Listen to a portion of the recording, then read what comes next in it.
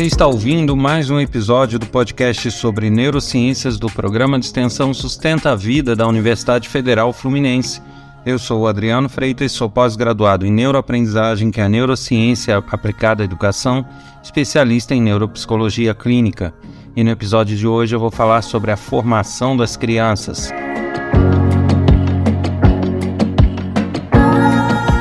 Olá, e como é de costume, sempre lembrando aqui do meu livro que está disponível na Amazon, na versão papel e na versão eletrônica. Aqueles que tiverem interesse, só buscar lá pelo meu nome que vai encontrar o livro.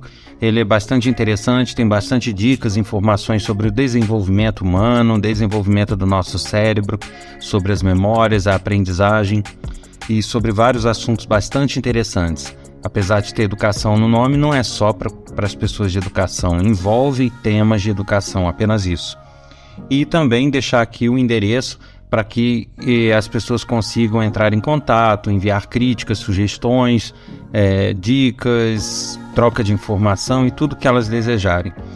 O endereço de e-mail é podcast@sustenta-vida.com. E eu tenho recebido várias mensagens pedindo para falar um pouco sobre a educação, sobre a criação das crianças, mas é um assunto amplo, né? Claro que tem muitas mazelas, e eu pensei até nisso na hora de dar o título a esse episódio. Porque se eu colocasse educação às crianças, muitas vezes as pessoas têm a noção de que seria aquela educação, ensinar coisas, somente isso, né? Ensinar no sentido acadêmico. Se eu coloco criação, fica aquela coisa até meio bichinho, né? Tô criando. E na verdade não é isso, né? A gente tem que se preocupar com a formação como um todo. E essa formação, ela envolve tanto aprendizados que são teóricos, quanto aprendizados de vida, né? Aprendizados do dia a dia. E até a lidar com as emoções, com os impulsos, né? Com instintos humanos. Isso tudo eu achei que seria mais abrangente pelo termo formação, né? Porque é uma formação completa e uma formação que engloba diversos aspectos do ser humano. Muitas dessas informações já foram passadas em outros episódios, já foram pulverizadas em outros episódios. Mas eu resolvi mesmo assim gravar esse episódio devido, primeiro, ao número de pedidos que teve sobre esse assunto e, segundo, que fica uma coisa mais concentrada no episódio, não pulverizada. Aqueles que desejarem podem rever, né? Somente esse episódio, já vai estar lá tudo concentrado. Então, eu resolvi então tratar nesse episódio da formação das crianças sob diversos aspectos. Eu vou reunir aqui alguns pontos, algumas informações que são fundamentais para essa formação, para esse crescimento, para o desenvolvimento saudável das crianças. A primeira informação que a gente precisa ter é o seguinte: o cérebro humano, ele nasce, né? Ele vem com um bebê e vai se desenvolvendo no correr da vida até a maturidade. Que no caso do cérebro, a neurociência considera ali algo em torno de 30 a 34 anos para que o cérebro esteja maduro, para que o cérebro esteja desenvolvido enquanto um ser adulto. O que difere um pouco da questão hormonal, da questão corporal, muscular. Então, se tem aí como um padrão de pós-adolescência, né, de fim da adolescência ali por volta de 18, 19 anos, quando na verdade, para as neurociências, a adolescência do cérebro vai até 30, 34 anos. Justamente porque o cérebro é uma máquina mais complexa e ele tem desenvolvimentos mais variados, né, que vão ocorrendo por todo esse período de vida. E aí, a primeira informação que a gente precisa entender é que de todas as fases humanas, a mais fundamental e importante para o desenvolvimento do cérebro, o desenvolvimento das emoções, do autocontrole, da socialização, do aprendizado como um todo, é justamente a primeira infância, é a primeira fase do desenvolvimento desse cérebro, que se dá ali entre os 0 anos e até os 5, 6 anos de idade. Então essa fase ela é crucial para moldar a criança para o que ela vai ser enquanto adulto. É importante a gente ter em mente o seguinte, o cérebro ele é plástico, ele muda com o passar do tempo. Então, o fato de uma criança ser criada de uma certa maneira não a torna invariavelmente daquela maneira. Ela não fica fadada a não mudar mais. Ela não fica engessada. É possível, as mudanças são possíveis. O humano, ele nesse sentido, ele é muito plástico, ele consegue alterar o seu comportamento e as suas emoções, porém, devemos reconhecer que não são mudanças tão fáceis quanto se o cérebro for moldado desde essa primeira infância.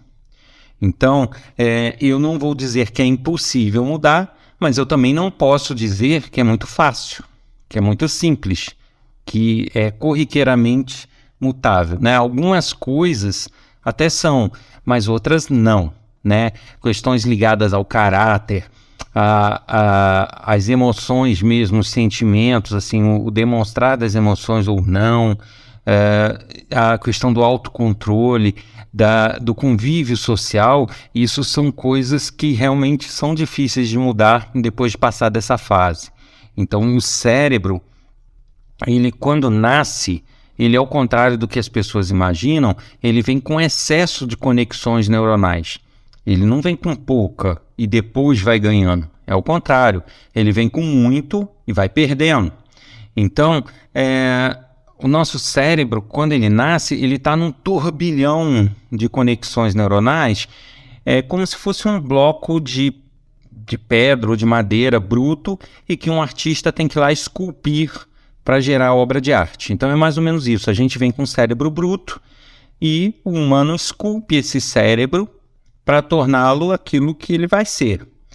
Só que na primeira fase, na primeira infância, é onde essa esculpida se dá de forma muito intensa. E ela sim molda o cérebro. O cérebro depois ele é plástico, ele pode se modificar, mas a base dele já vai estar formada, né? A base dele já vai ser fincada nessa primeira infância. Por isso todo cuidado com esta fase é fundamental, pois isso pode realmente afetar o que a pessoa vai ser no futuro. E aí a gente se depara, mas o que é mito, o que é verdade sobre esse desenvolvimento humano? Né? De que maneira isso, a gente tem que lidar com isso? De que maneira a gente torna essa formação bacana? Né? A primeira coisa que a gente precisa entender, tá? Durante essa fase, as áreas do cérebro que fazem o processamento fino, análise de consequência, raciocínio, essas áreas estão totalmente imaturas. Elas não são desenvolvidas a ponto de compreender muito o que se fala. Ela precisa ver coisas palpáveis, ela precisa ter feedbacks muito fortes para que ela responda. Então, essa de ficar conversando, explicando, eu lamento decepcionar, mas realmente não é o que vai ser o forte, né? Não é o que vai responder de forma eficaz nessa parte, nesse período do desenvolvimento. O que funciona muito é o que funciona com qualquer mamífero. Eu falo isso, as pessoas até criticam, mas infelizmente é o que tem que se falar a verdade, né? Uma criança com 3, 4 anos, ela se equivale a qualquer outro mamífero em termos de resposta, de raciocínio, porque ela não tem a parte do córtex fino, neocórtex, desenvolvido o suficiente para ter o raciocínio que um adulto tem. Então, essa história de que uma criança fez algo errado ou fez uma pirraça, você ajoelhar e ficar conversando com ela, batendo um papo na maior calmaria, isso não vai ter retorno eficaz no desenvolvimento. Você pode ter uma resposta momentânea, mas não significa que ela vá responder aquilo do ponto de vista de formação. O que funciona, então? o que funciona com qualquer mamífero, né? Apesar do neocórtex, que é a área do raciocínio fino, não estar desenvolvida, existe uma área que já está se desenvolvendo com muita rapidez, que é a parte do sistema de recompensa, que eu já falei em outro episódio, né? A geração, processamento de dopamina, a satisfação de ter conseguido cumprir algo ou não ter conseguido, ou seja, ter um feedback positivo ou negativo, né? Ter um prêmio ou um castigo, isso funciona. Da mesma forma que ao adestrar um animalzinho, um cãozinho, ou o animal que for, você pode premiá-lo com um petisco quando ele faz algo legal, e ele vai tender a reforçar aquele comportamento porque ele foi premiado. Da mesma forma, se você o ignorar e não der bola para ele quando ele fizer algo errado, ele vai tender a abandonar aqueles hábitos. Isso é uma forma de adestramento de cães, e isso também funciona com as crianças. É por aí, né? Então, não estou querendo dizer que o termo correto seja adestrar a criança, não é isso, mas a ideia é basicamente a mesma. O que funciona muito bem numa primeira infância é o prêmio e o castigo. Tá? Funciona mais do que qualquer conversa, é mais eficaz. Porém, que fique claro que quando eu falo de castigo, eu não falo de um espancamento, eu não falo de uma tortura, eu não falo de manter preso de jeito nenhum. O que eu falo é que o cérebro ele tem como castigo aquilo que ele não deseja, o que ele não quer. Isso é um castigo para ele, não importa se violento ou não, e no nosso caso aqui a gente não está falando de violência. Da mesma forma, um prêmio é algo que ele queira. Então, partindo dessa ideia, a gente tem que pensar o seguinte: no caso de uma pirraça, por exemplo, a pirraça, existem N teorias a respeito, mas é fato que a pirraça é um dispositivo que o cérebro se utiliza para ter atenção. O que ele quer com essa atenção? Aí sim vem as teorias da psicologia, né, dizendo que ele quer mostrar que ele é dominante ou não quer, ou quer se parametrizar. Tem várias teorias sobre isso, mas lá no fundo a realidade é essa: o cérebro quer atenção. Então, quando se gera pirraça, qualquer atenção, por menor que seja que você dê, é considerado um prêmio. E qualquer não atenção que você dê é considerado um castigo. Isso significa que se uma criança está fazendo muita pirraça, o fato de você olhar para ela, de você chamar a atenção dela, de você dar uma sacudidela nela, qualquer coisa, você está dando o que ele quer, você está premiando, você está dando atenção. Vai reforçar esse comportamento. Vai reforçar o comportamento da pirraça, vai reforçar o comportamento da teimosia, vai reforçar esse tipo de atuação. Da mesma forma, se a pirraça ocorre e você ignora completamente, nem olha nos olhos da criança, você simplesmente vira o seu olhar e não lida com ela, não trata com ela, a ignora completamente, isso para o cérebro dela vai ser um castigo. E ela vai tender a abandonar esse comportamento porque não funciona para o que ela quer. Ela vai tender a repetir comportamentos que dão o resultado que ela quer e abandonar comportamentos que não dão esse resultado. Então, a primeira dica fica aí. No caso de pirraça, ignore completamente. Se você estiver em casa, saia do cômodo. Não fique no mesmo cômodo que ela está. Ignore mesmo, nem olha. Aí ela vai buscar atenção indo atrás de você, fazendo um outro showzinho na sua frente. Saia do cômodo de novo e ignore completamente. Em dado momento ela vai parar. E isso ela pode até repetir em mais de uma ocasião, mas daqui a pouco você vai ver que esse comportamento não vai mais existir.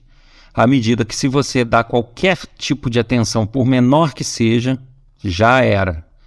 Né? Você reforçou esse comportamento. E quando eu falo em você, eu falo você e as pessoas que o cercam, porque não adianta você ignorar e outra pessoa dar atenção. Né? Então, ou se ignora completamente todas as pessoas, ou não se ignora. Certo? Conversinha, essas coisas, você não está fazendo nada mais do que dar a atenção que eles querem. Então, pode até dar uma abrandada naquele momento, mas depois o comportamento vai voltar. Então, não é a forma correta de se lidar com a situação. Bom, com relação à pirraça, é isso.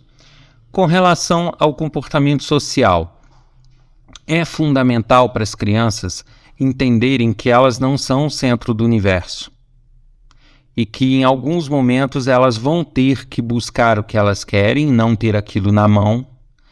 Vai ter alguns momentos que elas precisam ter a clara definição de quais são os limites dela com os outros, entender, começar a se calibrar nessa linha que divide o que é o direito, o que ela pode ter daquilo que já passa a ser uma perturbação do outro. E isso tem que estar muito claro para elas. Só que, assim, isso tem que ser demonstrado desde a primeira infância. Não adianta você querer chegar para uma criança de 5, 6 anos que já está no final dessa fase e aí querer parametrizar ela, querer determinar limites. Ela já veio lá de trás se calibrando para algo sem limite, então não vai funcionar. A criança ela tem que ser criada já com seus limites. Então eu costumo ver que às vezes algum pai ou alguma mãe que toma tapa na cara da criança, que tem 1 ano, que tem meio ano, sei lá, leva uma mãozona na cara e não sei o que, fala com ela, mas não quer brigar, não quer fazer isso, não quer fazer aquilo porque vai traumatizar, e aí aquilo passa. Daqui a pouco é outro tapa, daqui a pouco outro tapa. Quando ficar grande, vai espancar, porque não vai ter limite, né? Ela precisa entender que isso não é possível, não deve ser feito, né? A criança, quando está no desenvolvimento, ela vai tentar de tudo. O que ela encontrar resistência ou limite, ela não reforça esse comportamento e abandona. O que ela não encontrar limite, ela reforça como sendo um comportamento ok. E isso vai crescendo. Então, muitas crianças que não têm limite, que agem de forma muito impulsiva, eu percebo que não é uma questão de mau caratismo, é uma questão de má formação, né? Da falta de limites. E isso realmente vai fazer diferença. Não é que ela faça porque ela quer, ela faz porque ela foi calibrada dessa forma. Ela foi calibrada com a sensação de que aquilo ali não é grave. E isso é um problema muito sério. Existem sim crianças mau caráteres. Então, não vou ser aqui politicamente correto de falar que tudo quanto é criança é boazinha. Não, existem crianças mau caráter. Existem crianças com falta de empatia. Existem crianças psicopatas. Existem crianças de todos os tipos. Eu não estou tirando delas da reta, não. Existem crianças que naturalmente são mau caráter. Agora, não são todas, né? Uma boa parte delas que adquirem comportamentos inadequados vem a partir da formação nessa faixa etária. E esses limites têm que ser impostos. Agora, de que maneira definir esses limites? Da mesma forma que a pirraça. Primeiro, ignorar é algo que o cérebro não gosta, né? O cérebro de ninguém gosta de ser ignorado. Você pode analisar, fazer uma análise aí de você enquanto adulto, quando você está no trabalho, na família, falando alguma coisa e as pessoas te ignoram solenemente e viram até o rosto, você fica com ódio daquilo. Aquilo te dá raiva. Ninguém gosta, né? O nosso cérebro não gosta de ser ignorado. Isso é uma punição. Então, se um comportamento inadequado é feito e você passa um tempo ignorando totalmente, gelo total, nem olhar, isso vai ser uma punição. Vai ser uma forma de balizar que aquele comportamento ali não é bom. Outra coisa que o nosso cérebro avalia.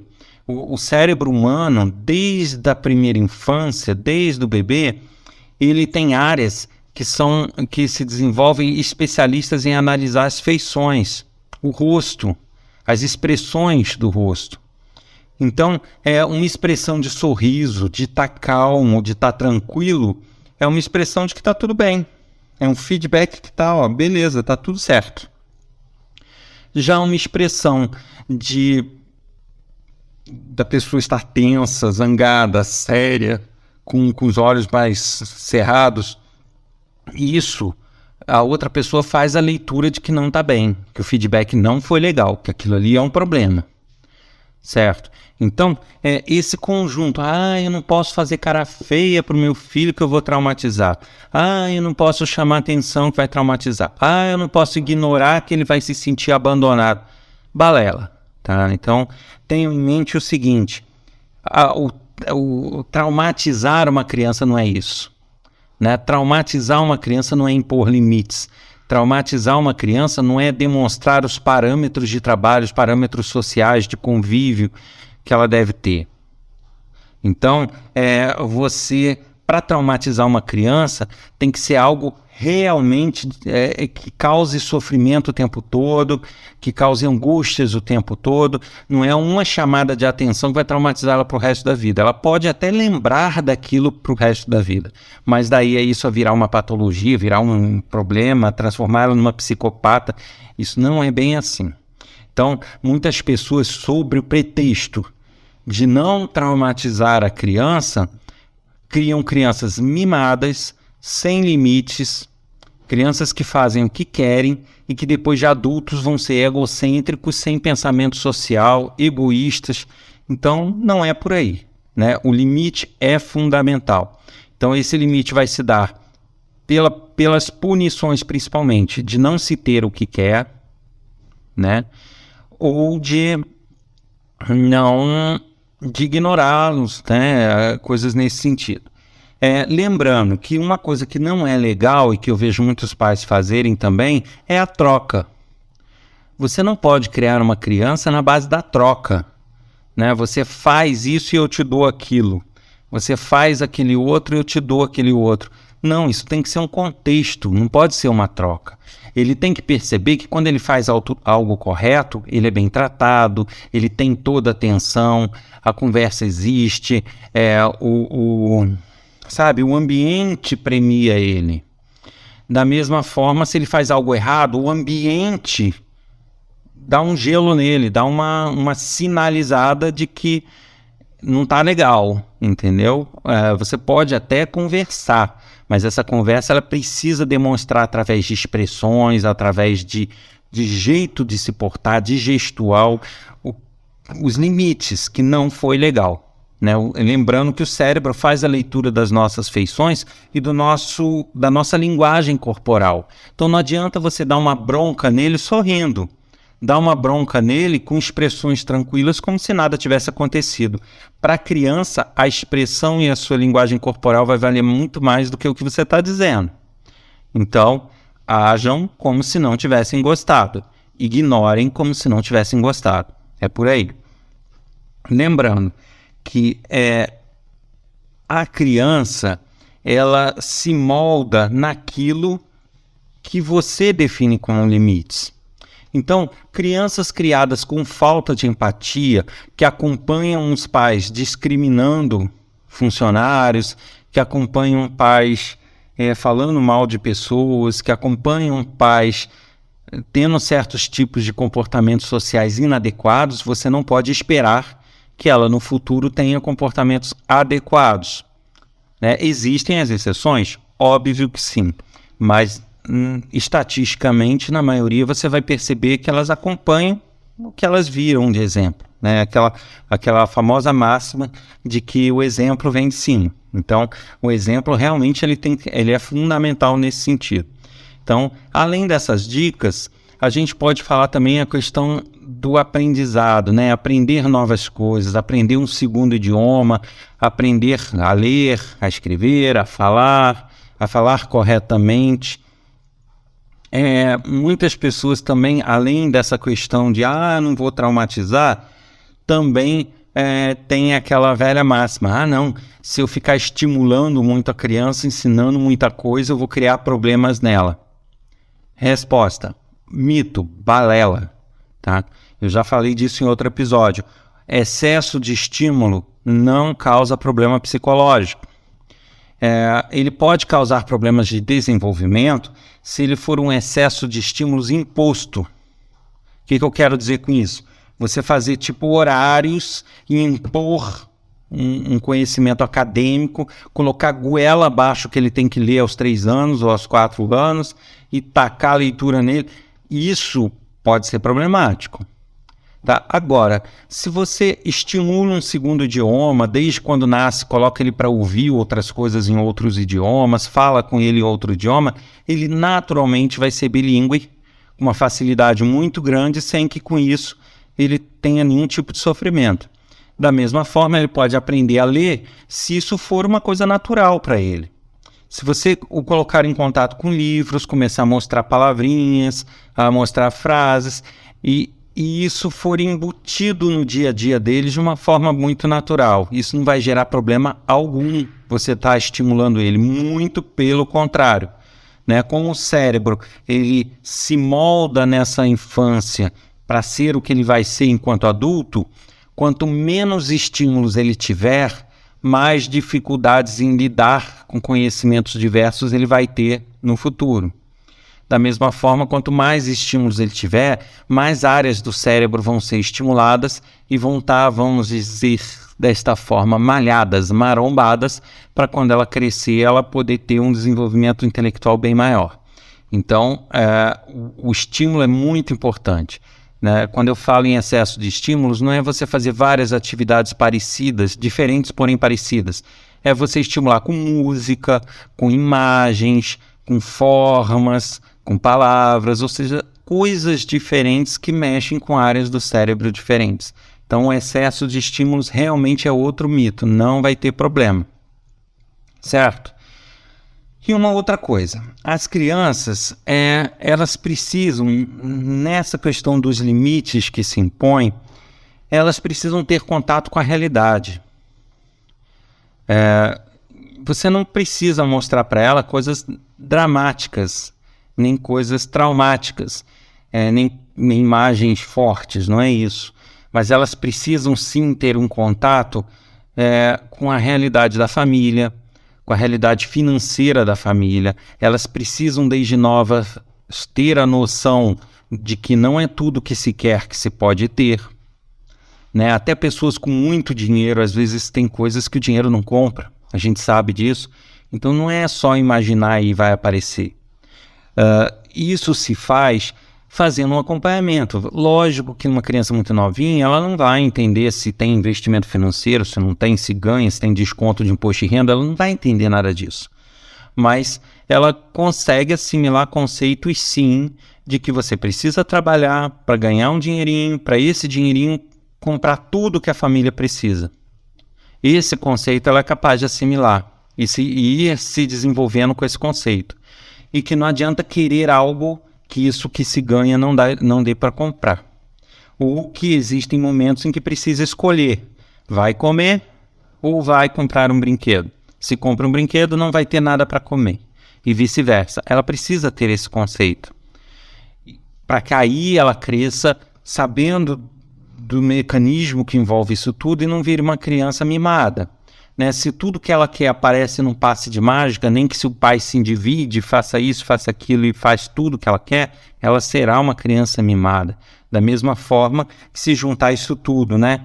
Tem tudo que ela quer, não tem limite ao lidar com as pessoas, não tem limite em tomar atitudes para obter o que ela quer, pirraça e tal.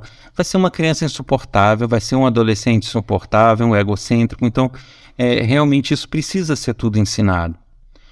Então, esses limites. Mas aí você tem que ter um cuidado, que é ter o bom senso. Porque as crianças nesse momento na vida, 4, 5 anos, 6, 7, por aí vai, enquanto novas, elas não vão ter um poder de decisão, uma decisão muito sensata. Elas vão ter decisões impulsivas. Isso significa o quê? Imagina uma coisa, se você não gosta de comer jiló, por exemplo, não adianta você querer enfiar jiló goela abaixo o tempo todo da criança. Você pode até em alguns momentos, né, colocar na alimentação dela as coisas que são importantes e que são fundamentais. Isso tem que ser feito, né? Uma alimentação natural que seja, ou alimentação saudável.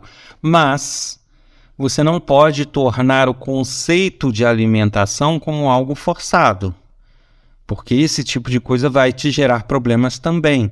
E isso vai isso vai num efeito cascata, né? Porque ela, a partir de um conceito errado com isso, ela toma decisões e posições erradas também. Vou dar um exemplo. Ela não gosta de comer, sei lá, jiló, vagem, o que for. E você impõe isso e faz ela comer à força, diariamente, vai gerar para ela um conceito de que se alimentar é ruim. Pelo menos é a sensação que ela tem. Então, se você chega depois e vai explicar que com o dinheiro que se ganha do trabalho, ou você pode comprar um brinquedo, ou você se alimenta, ou come, qual vai ser a decisão dela? Então, compre o brinquedo. Porque para ela seria ótimo não ter que se alimentar daquilo. Entende? As crianças têm esse tipo de raciocínio. Elas não vão analisar que ela precisa daquilo para viver. Elas vão ver a questão momentânea. É muito ruim eu comer aquilo. Ela está sendo o tempo todo forçada a comer coisa que ela não gosta. Então, se você coloca para ela o brinquedo ou comida, ela vai escolher brinquedo. Óbvio. Ela não vai realizar coisas muito complexas, né? Então, pensamentos complexos não fazem parte do dia a dia delas. São coisas imediatistas.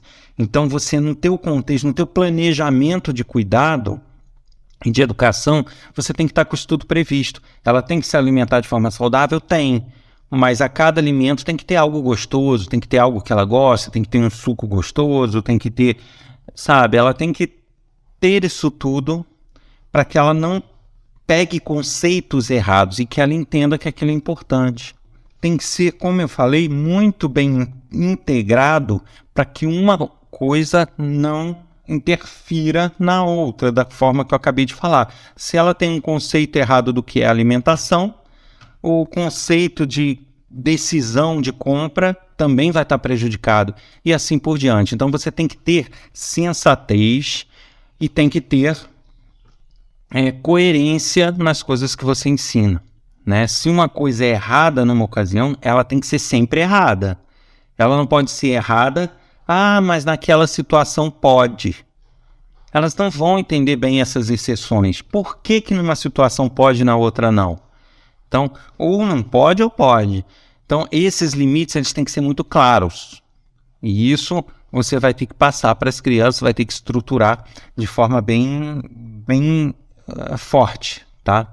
Então, fazendo uma recapitulação aqui, cuidado com os limites, tá? Eu acho, um outro exemplo aqui, eu acho um absurdo crianças que vão na casa de outras pessoas ou ficam hospedadas na casa de parentes ou de amigos, e nessa casa onde estão hospedadas fazem todo tipo de desaforo, todo tipo de... falam o que querem, fazem o que querem, fazem a pirraça, ou não querem comer, ou não querem isso, não querem aquilo, e os pais, que meu filho é isso, fica passando pano e fica inventando desculpa para aquele comportamento da criança, né? Não tem desculpa. Tem que ter aquilo ali claramente é uma falta de limite. Ninguém está livre, óbvio. Vai acontecer a situação, mas o pai não pode perder a rédea. O pai não pode ficar refém das crianças. A mãe não pode ser refém, né? Ela tem que ter o controle e não ser refém. Porque senão, mais tarde, vai ser um desastre. E é o que a gente tem visto na nossa sociedade cada vez crescendo. Certo?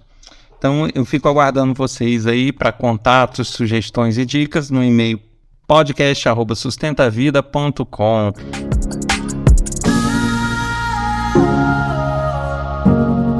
Você ouviu mais um episódio do podcast sobre neurociências do programa de extensão Sustenta a Vida da Universidade Federal Fluminense. Meu nome é Adriano Freitas, sou pós-graduado em neuroaprendizagem, que é neurociência aplicada à educação, especialista em neuropsicologia clínica. A gente se encontra no próximo episódio. Até lá!